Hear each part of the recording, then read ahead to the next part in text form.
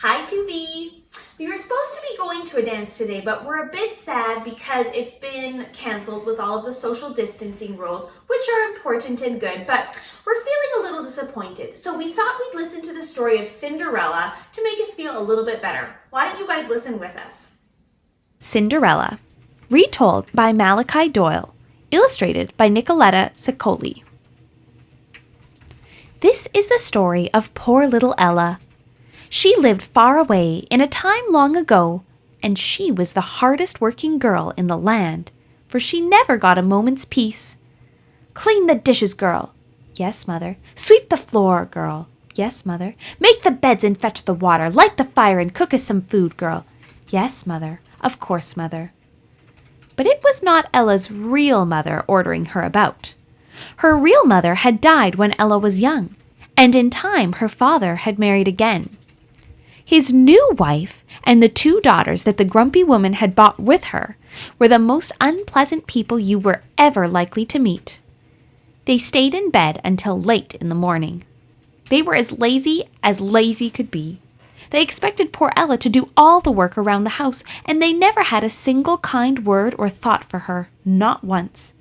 Tidy my room, cut my toenails, sweep out the cinders, and bring us some food. And that is what they called her, Cinderella. For not only had she to clear out the cinders from the corner by the fire, but she had to sleep there too. One day word came that the king's son was to have a ball, a wonderful party of music and dancing. The whole household was invited, and the 2 sisters were almost out of their minds with excitement. I shall dance with the prince, vowed the dumpy one, and he will fall over heels in love with me. No, he shall dance with me and no one else, insisted the lumpy one. And at the end of the evening he will get down on bended knee and ask me to be his wife. And they spent all day, every day, for the next 2 weeks, preening and fussing and choosing their clothes. Iron my dress, girl. Polish my shoes. Sew up my hem. Just make me look beautiful. So poor little Cinderella had to spend all day, every day, running around after them and doing everything she could to turn her lumpy, dumpy sisters into creatures of beauty.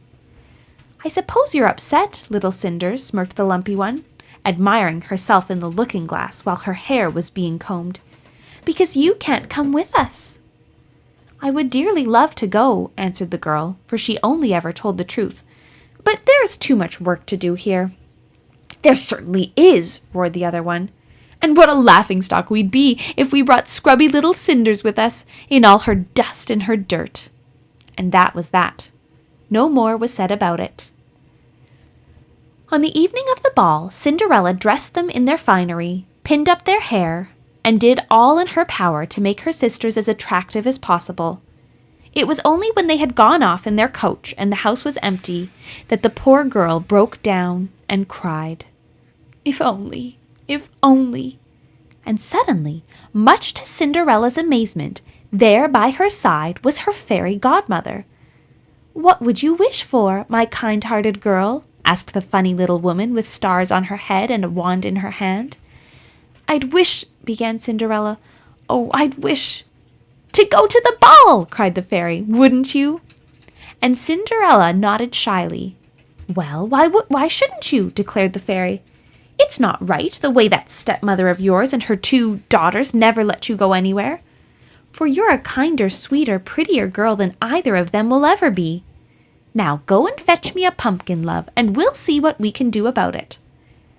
So Cinderella went out into the garden and pulled up the largest pumpkin she could find, though she had no idea how it might help her get to the ball.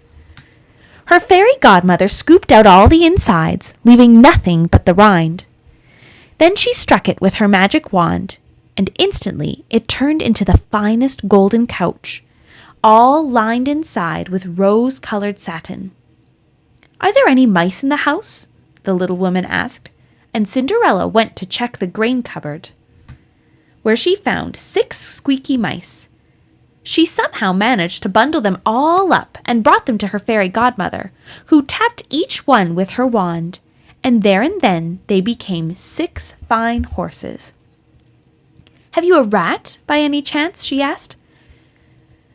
And Cinderella went down to the cellars and came back with a fat, squeaky rat dangling by its tail. Tappity-tap, and it became a jolly coachman with the smartest whiskers you have ever seen. "Now go and look under the watering can," said the fairy godmother, "and see what you can find." And when Cinderella went to look, there were 6 slippery lizards, which the magical woman turned into an instant into a batch of handsome footmen. "Now in you hop, and you're off to the ball," she told the girl. "Oh, thank you," cried Cinders, looking all around. "Everything is so beautiful." But then she looked down at the rags she stood up in. Everything, that is, except me.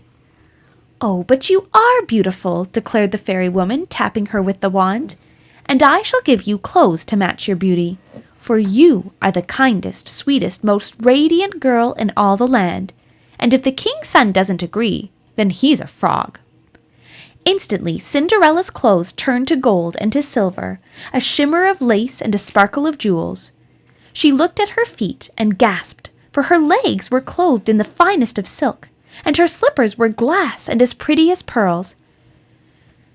"Now, Cinderella, you may go to the ball, but there are 2 things that I need you to promise me, child," said her godmother, kissing her on the cheek. "One is to have a wonderful, wonderful time." "And the other?" Cinderella beamed.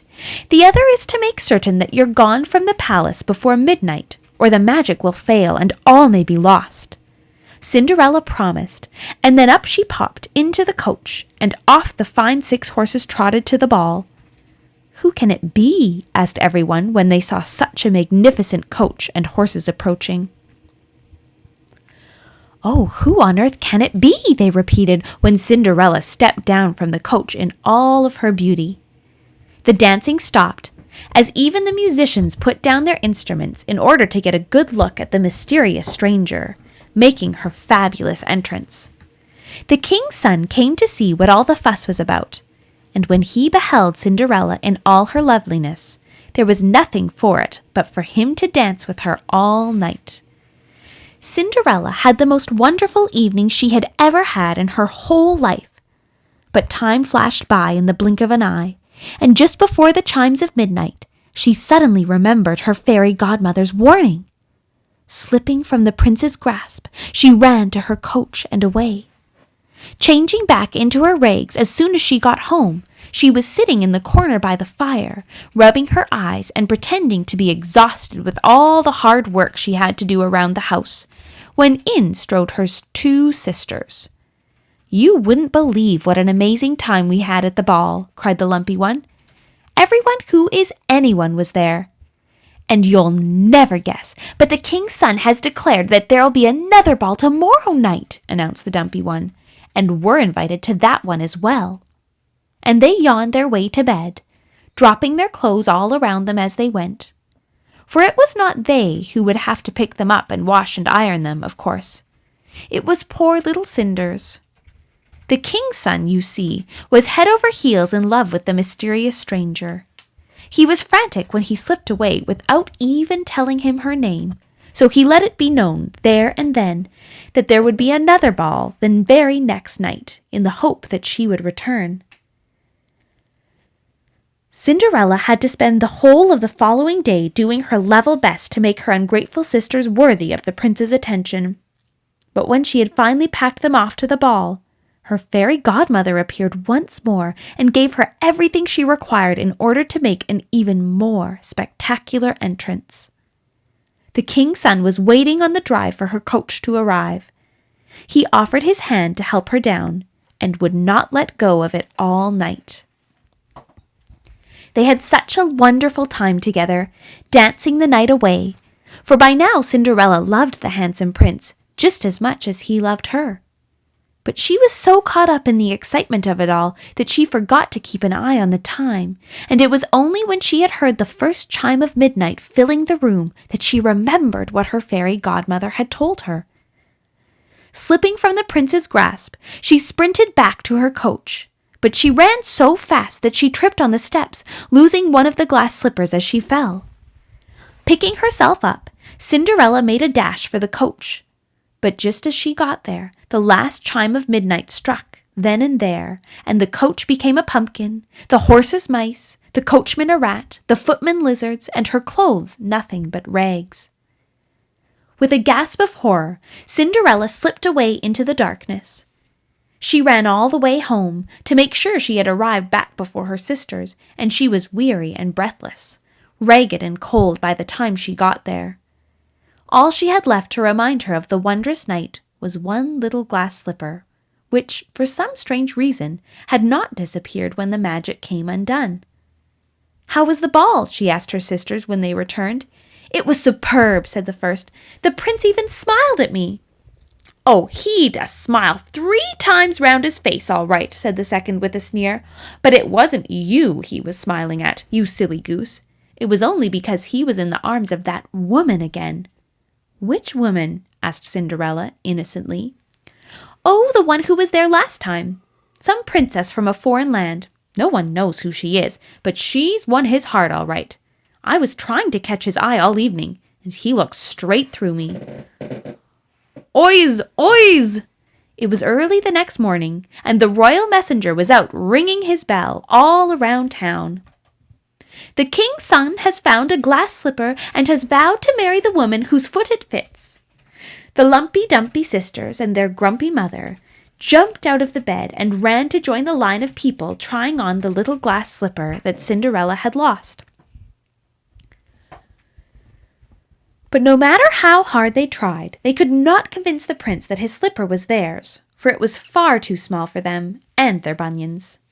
"Maybe it might fit me," suggested young Cinderella, hurrying out to join them. "Don't be ridiculous," hissed her sisters, furious at their rejection. "That slipper belongs to the magnificent princess from the ball, not some scabby little ash girl. Get back and finish your chores, girl, and don't embarrass us out here in front of the prince." But the king's son heard their unpleasantness, and he gave them a fierce look. "Everyone may try," he declared, beckoning Cinderella forward. So she sat herself down in front of him, and gently he placed the slipper on her foot. And would you believe it, but it fit her like a glove. "But how?" gasped the king's son, looking her up and down in her tatters and rags. "How could you be my wondrous beauty?" And at that, Cinderella pulled the second glass slipper from the pocket of her raggedy dress and placed it on her other foot. As her sisters gasped in horror, the fairy godmother appeared out of nowhere and tapped Cinderella on the shoulder with her wand. Instantly, the little ash girl was in the finest of clothes, and everyone could tell that she was the most radiant, sparkling beauty they had ever seen. The prince took her by the hand and proceeded to waltz her around the lawn. "Marry me," he declared, when they came to a dizzy halt. "For now that I have found you, my love, I cannot bear to let you go until you agree to be my wife." Cinderella smiled up at him and said she would, and they were married that very day. She allowed her jealous sisters to be her bridesmaids, her astonished stepmother to carry her train, her proud father to walk her up the aisle, and now she is queen of all the land. Well, I hope you enjoyed listening to this story, boys and girls.